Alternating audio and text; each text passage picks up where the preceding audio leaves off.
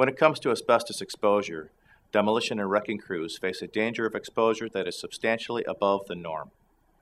The fact is that asbestos products have been used in buildings for decades, and even today, there are products with asbestos-containing materials, or ACMs, that are legally marketed as asbestos-free.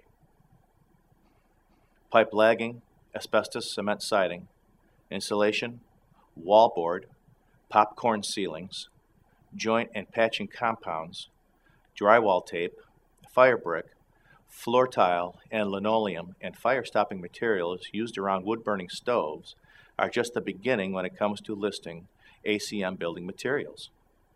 In addition, there have been textured paints, door gaskets if furnaces, pipe and conduit insulation, window putty, acoustic ceiling tiles, roofing felt, and transite shingles, a roofing material made with ACM Portland cement. A great deal of this is, of course, non-friable, meaning that it theoretically is safe as long as it is not disturbed. The problem is that such non-friable materials often become friable.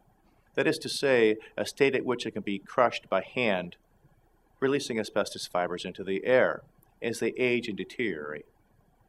They can also be disturbed by the very process of demolition and renovation.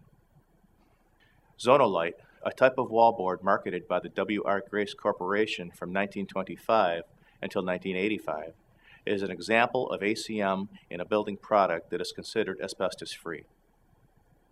Zonolite was manufactured from vermiculite, a form of clay also found in gas fireplaces that by itself is harmless. The problem is that vermiculite used by W.R. Grace & Company was contaminated with asbestos fibers from their nearby asbestos mines in Libby, Montana. ACM building products that are considered asbestos-free may by law contain up to 1% asbestos. It is hardly a secret anymore that while corporations have demanded and received human rights under the 14th Amendment since 1887, federal law, written primarily by former corporate officers and businessmen for the past quarter century, rarely forces them to accept human responsibilities.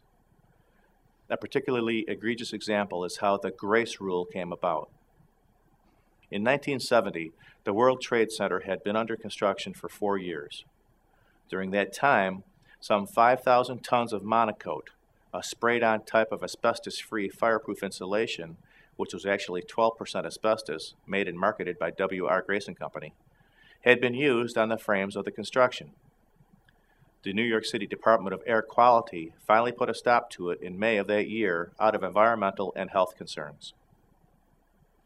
The Environmental Protection Agency, recently established by the Nixon administration, followed suit in 1973. Corporate lobbyists for W.R. Grace went into action. Members of Congress were persuaded, through generous campaign contributions, among other things, to pass legislation which would allow a product that was no more than 1% ACM to be marketed as asbestos-free. This became known as the Grace Rule and has never been repealed nor altered. If you currently work on a demolition or wrecking crew, you should be aware of the hazards. In many states, regulations require that a site slated for demolition or renovation be inspected for asbestos contamination beforehand. Any asbestos found on site must be abated or contained prior to starting any such project.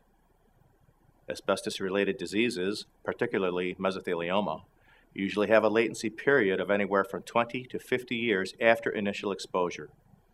Not all who are exposed contract a disease, which depends on the amount and concentration of asbestos, as well as the length of time of exposure. Those who have been diagnosed with mesothelioma should contact a lawyer with experience in asbestos litigation, as determining liability is often a highly complex matter. Thank you for watching. This video was produced by Asbestos.Net, a leading resource on all aspects of asbestos and mesothelioma.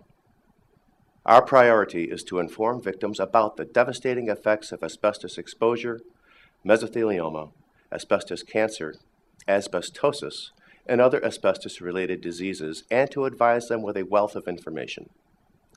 Individuals whose lives have been touched by mesothelioma have numerous questions and concerns.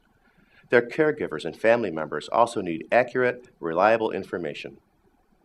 If you or a loved one have been diagnosed with mesothelioma or asbestos cancer and need more information, we invite you to visit and explore the thousands of pages of oncologist-reviewed material on Asbestos.net, to call our convenient toll-free number shown below and speak with a mesothelioma specialist, or to use the simple contact form found at Asbestos.net to request a free copy of our informative books, custom inserts, and DVD.